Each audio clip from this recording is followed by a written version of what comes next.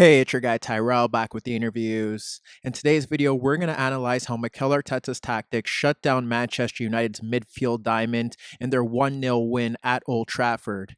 When we break down the game and we do look at the board, we have Arsenal in a 3-4-3 that ultimately shifted into a 4-3-3 when they were pushing forward, and Manchester United persisted with the midfield diamond that was successful against RB Leipzig. So when we look at how Arteta was able to shut down Manchester United's midfield diamond, first, we'll start with how they look to approach the game without the ball. Besides potentially being outnumbered in the midfield zone, the biggest issue that Mikel Arteta may have worried about was Greenwood and Rashford breaking into the channels to run at the Arsenal backline. So when we assess how he did look to stop Manchester United from getting into good attacking zones, it starts with Arsenal's pressing. He had the front three stepping into that Manchester United backline. Now what we ended up seeing was that Fred did look to drop in between the two center backs to allow the fullbacks to push forward. So what we ended up seeing here was that Willian and Aubameyang would step out to the center backs, and Lacazette would step into the path of Fred. Now in the midfield zone, El Neni was tasked with closing down Bruno Fernandes. You had Thomas Partey stepping into the path of Paul Pogba, and that leaves McTominay free in a 4v3 situation. The manner in which Arteta looked to cope with that was having Lacazette shifting out into the path of McTominay when he wasn't stepping out to Fred, or having him block off the passing lane into the Manchester United midfielder. And the same thing could be said about Aubameyang, was that when he was looking to step into the path of Lindelof, if McTominay was behind him, he would look to block off that passing lane. Out in the wider areas, you saw Bukayo Saka stepping into Wan-Bissaka, and then they had Bellerin pushing forward to close down Luke Shaw. So as you could see, Manchester United's midfield and backline were pressed out of the game, and that would encourage Rashford and Greenwood to drop deeper as they would be starved of service. But when those forwards drop deeper to check in for possession, then you would have one of the Arsenal back three dropping deeper to close them down.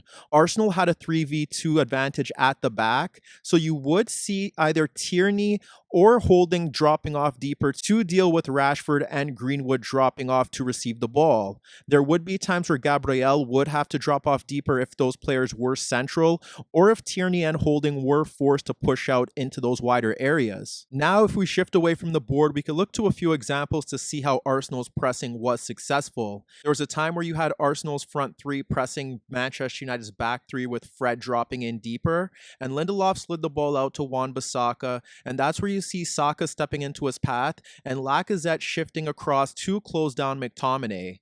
This forces Wan-Bissaka to play the ball back to Lindelof when he squares it into the path of the unmarked Fred, and from there you see Lacazette leaving McTominay and stepping into the path of Fred to close him down. Ultimately, this leads to Lindelof playing a pass into the path of Greenwood dropping off deeper, but that's when you see Gabriel sticking tight with the Manchester United forward and forcing him to play a ball sideways. There was a time where you had Aubameyang ahead of Lindelof, but blocking off the passing lane to McTominay with Lacazette ahead of Fred. Arsenal were also very disciplined when Manchester United players looked to swap positions to try and pull them out of their areas. And there was a time where you ended up seeing Aubameyang stepping to Bruno Fernandes dropping off deeper, and El Neni moved to McTominay to close down that threat. We also saw Fred and Pogba looking to swap positions, and it was Pogba dropping towards the halfway circle to get on the ball from Lindelof, and it was Lacazette stepping into his path, and Thomas Partey ensured that he blocked off the passing lane into Fred, who was pushing forward. As that half continued, we ended up seeing Arteta make a slight adjustment. Rather than having Aubameyang and Lacazette play a dual role and shift out to McTominay and either Lindelof or Fred, what we ended up seeing from Arsenal was that they had Aubameyang permanently sit on McTominay, and that would encourage Lindelof to push forward, and now that ensured that Arsenal were content in that midfield zone as they were able to close down all four Manchester United central players. There was a time where you had Aubameyang sticking to McTominay with Lacazette on Fred and Thomas pushing to Pogba, and that forced Lindelof to push forward, and that's where you end up seeing Arsenal content with that threat. When we shift to Arsenal in possession, they moved from a 3-4-3 to a 4-3-3 with Tierney and Bellerin pushing forward as fullbacks. They were able to build out of the back without much issues due to the fact that they did have that 3v2 advantage against Greenwood and Rashford.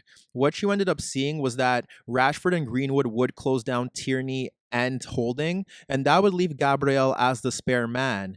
Nevertheless, even if they did look to shift their markers in terms of pressing, what we ended up seeing was that Bruno Fernandes would track the movement of El Neni, but Thomas Partey would drop deeper and Paul Pogba wouldn't follow him into Arsenal's third, and that created a 2v1 in the center of the pitch. The reason why Pogba couldn't shift out into that zone was that if he did, that would leave Bellerin free, as the Manchester United shuttlers were tasked with closing down the Arsenal fullbacks. However, if the ball was shifted out to Bellerin and Pogba did push forward with Thomas Partey shifting out in towards the touchline, then Fred would be able to provide cover to close down that threat. But with El Neni and Thomas Partey able to drop off into those deeper central positions against Bruno Fernandes, then there wasn't any real issue for Arsenal in terms of their build-up play, and the only real way that United could cope with Arsenal's overload in those deeper positions was if Fred pushed forward to close down either El Neni and Thomas Partey, and then have either Maguire or Lindelof step into the path of Lacazette dropping off deeper. But when you assess the midfield diamond against Arsenal's 4-3-3,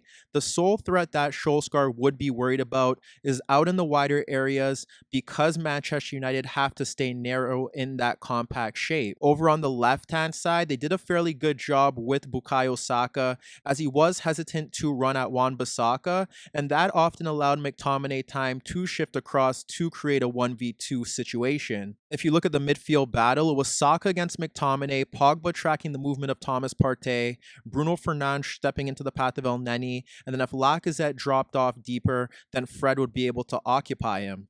But over on that right-hand side is where Arsenal were able to consistently threaten Manchester United's defense, because they had Bellerin pushing forward, and it was Mikel Arteta's intent to exploit Pogba's lack of discipline. When we look to the next example, we're focusing on Arsenal's width. We see El Neni ahead of McTominay and Pogba sliding the ball wide to Willian ahead of Shaw.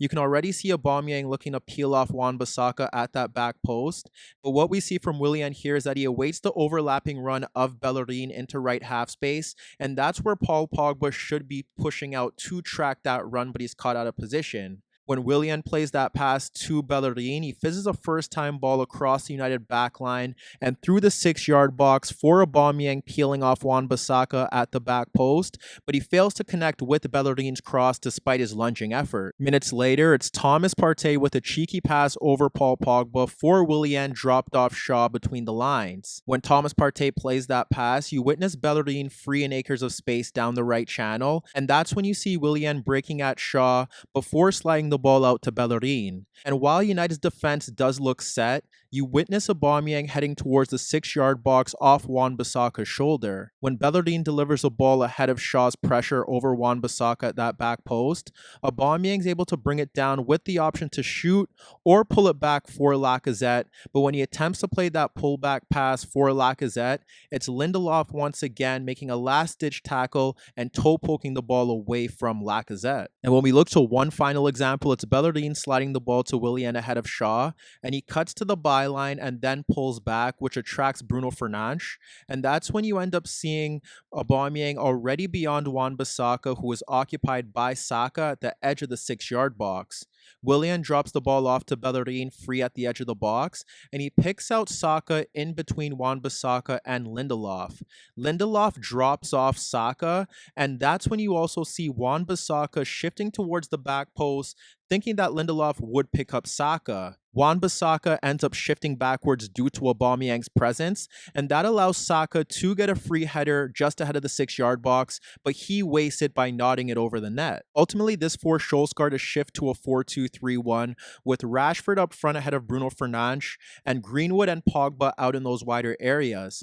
Pogba was playing in an advanced left position, and he was shifting narrow to drag out Bellerin, but there were times where he was shifting central, and that's where Thomas Partey would pick him up. However, this tactical change didn't harm Arteta's overall approach, because what you ended up seeing here now was that Arsenal were more comfortable out of possession. Over on the left-hand side, you had Tierney now shifting over to Greenwood with Saka tracking Wan-Bissaka pushing forward. You had Elneny monitoring the movement of Bruno Fernandes.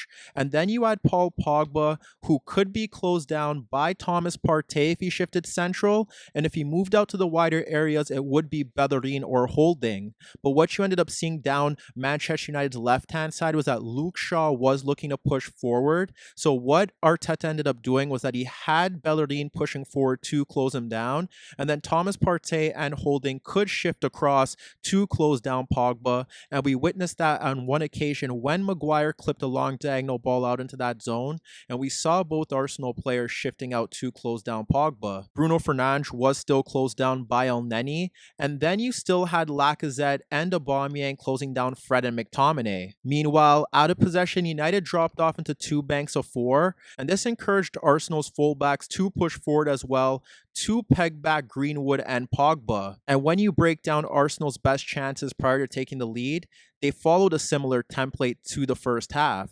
Well, it's Thomas Partey ahead of Paul Pogba with no pressure applied to him, and you end up seeing Mason Greenwood ahead of Elneny rather than over to that right touchline. So Thomas Partey ends up switching out play to Bukayo Saka ahead of Wan-Bissaka shifting over, and that allows Tierney to break forward on the overlap. It creates a 2v1 down that channel, and Saka ends up playing Tierney in down left half space, but his first time cross is punched away by David De Gea. However, when we look to the build-up to the penalty that Manchester United conceded, it once again stems down Arsenal's right-hand side.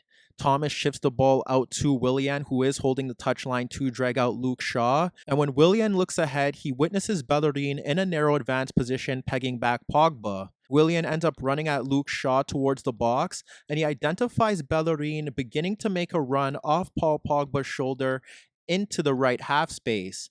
As you could see, Paul Pogba is caught ball watching, but Nemanja Matic is also within close proximity, not marking any Arsenal player, and he could shift across to provide cover for Paul Pogba. However, Matic doesn't track the movement of Bellerin, and he ends up moving towards the front post, looking to close down across. And that's when Willian ends up poking the ball across Shaw for Bellerin breaking into right half space, and Paul Pogba reads it late, and he ends up committing a reckless tackle that results in the penalty that Aubameyang converts and helps Arsenal claim all 3 points.